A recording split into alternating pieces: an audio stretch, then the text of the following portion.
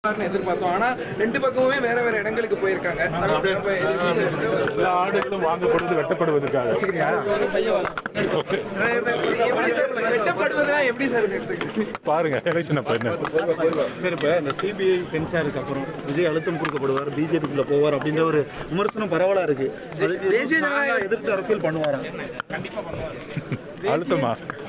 தேசிய ஜனநாயக கூட்டணியில விஜய் வருவதற்காக அழுத்தமும் கொடுத்துட்டு இருக்காங்க பாஜக அப்படிங்கிற ஒரு டாக்கும் இருக்கு. அது உண்மைதானா? தாவேகா என்ன மைண்ட் செட்ல இருக்காங்க சார்? ஏன்னா என்டிஏ ஒரு பக்கம், இந்தியா கூட்டணி ஒரு பக்கம் அலைன்ஸை பில்ட் பண்ணிட்டு இருக்காங்க. டிவிக்கு இப்படியே இருந்தா எந்த கூட்டணி வருவாங்கங்கிற ஒரு கேள்வி இருக்கு. தலைவர் ஆல்ரெடி சொல்லிட்டாரு. நான் இப்போ கூட சொன்ன மாதிரி தான், எஸ்ஐஆர் பண்ணியப்ப நாங்கள் வந்து எல்லா வீட்டுக்குமே எங்களுடைய பூத் லெவல் நிர்வாகிகளும் ஒன்றிய செயலாளர்களும் கிளை செயலாளர்களும் போய் பார்த்தோம். அதிலிருந்து வந்த தகவல் என்னென்னா, பொதுவாக வந்து பூத் லெவலில் இது திமுக வீடு, இது அதிமுக வீடு, இது பிஜேபி வீடுன்னு சொல்லுவீங்க. ஆனால் கள நிலவரம் திமுக வீட்டுக்குள்ளேயும் டிவிக்கே இருக்காங்க, அதிமுக வீட்டுக்குள்ளேயும் டிவிக்கே இருக்காங்க, பிஜேபி வீட்டுக்குள்ளேயும் டிவிக்கே இருக்காங்க, எல்லா கட்சி வீட்லேயும் டிவிக்கே இருக்காங்க. மக்கள் எங்களோட இருக்கு. நீங்கள் உருவாக்க கூட்டணியெல்லாம் எப்படி இருக்குன்னா, உடம்பு இருக்கு, முகம் இல்லை. முகமும் மூளையும் இல்லாத எந்த உடலும் ஜஸ்ட் கோமா மாதிரி தான். இங்கே இருக்கக்கூடிய எல்லா கூட்டணியும் மக்களோட இணைந்ததில்லை. நாங்கள் மக்களோட ஒவ்வொரு வீட்லேயும் இருக்கிறோம். தேர்தலில் அதுக்கான பதிலை சொல்லுவோம். இப்போ நாங்கள் வந்து இத்தனை பர்சன்டேஜ் அத்தனை பர்சன்டேஜ், நீங்கள் வந்து இந்த அழுத்தத்துக்கு பயந்தீங்களா அந்த அழுத்தத்துக்கு பயந்தீங்களா, இந்த கற்பனை கதைகளுக்கெல்லாம் பதில் சொல்கிறதுக்கு எங்களுக்கு டைம் இல்லை. எல்லாத்துக்கும் தேர்தலில் நாங்கள் பதில் சொல்லுவோம். மக்களுடைய செல்வாக்கு என்னன்னு தெரியும். ஒரு 6 டிஸ்ட்ரிக்ட் போகும்போதே மக்களுடைய வெள்ளத்தை வந்து தமிழக போலீஸால் வந்து ஹேண்டில் பண்ண முடியல. அந்த அளவிற்கு திருவாரூருடைய அந்த ஒரு கூட்டமே திமுக கழகத்தோடைய தோல்வி எங்கன்னு தெரிஞ்சிச்சு. இந்த வெற்றியை யாராலும் தடுத்து நிப்பாட்ட முடியாது. எங்களோட தலைவரும் சரி, கட்சியும் சரி, யாருக்கும் அடிபணிந்ததா வரலாறும் கிடையாது, சரித்திரம் கிடையாது. மக்கள் மாற்றத்துக்கு ரெடி ஆகிட்டாங்க. எங்களுடைய தலைவர் முதலமைச்சர் ஆவார். அதுதான் வரலாறாக மாறும். நன்றி, வணக்கம். அதுக்கான கமிட்டி போட்டிருக்காரு. எல்லா கமிட்டி ரிப்போர்ட்ஸும் தலைவர்கிட்ட போயிட்ட பிறகு தலைவர் அடுத்த 25 வருஷத்துக்கான ஒரு மேனிஃபெஸ்டோவை ரிலீஸ் பண்ணுவார்.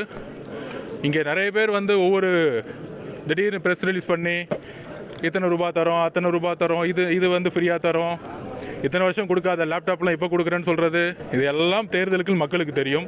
எங்களுடைய தலைவர் சொல்கிறது, எந்த வாக்குறுதியை நிறைவேற்ற முடியுமோ அந்த வாக்குறுதியை சொல்லுவார், அதை நிறைவேற்றுவார். அவருடைய ஒவ்வொரு கையொப்பமும் அடுத்த தலைமுறையை உருவாக்கும். தேங்க்யூ. கூடிய விரைவில். அண்ணனுக்கு வாழ்த்துக்கள். கூட்டணி எப்படி சார் இருக்க போது? இன்னும் தேர்தலுக்கு இன்னும் ஒரு சில மாதம் தான் இருக்கு. இப்போ கூட்டணி இன்னும் இறுதி பண்ணலை அப்படிங்கிறப்ப யார் வருவாங்க நினைக்கிறீங்க? 2026 நான் திருப்பி பதிவு பண்ணுறேன்.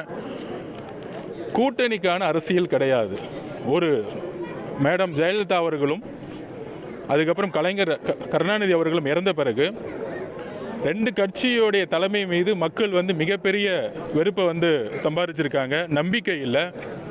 நம்பிக்கை இல்லாத தலைவர்கள் ஒரு கூட்டணியை உருவாக்கும் பொழுது அதை சார்ந்த தலைவர்களும் மக்கள்கிட்ட வந்து எப்பயுமே நம்பிக்கையை உருவாக்க முடியாது.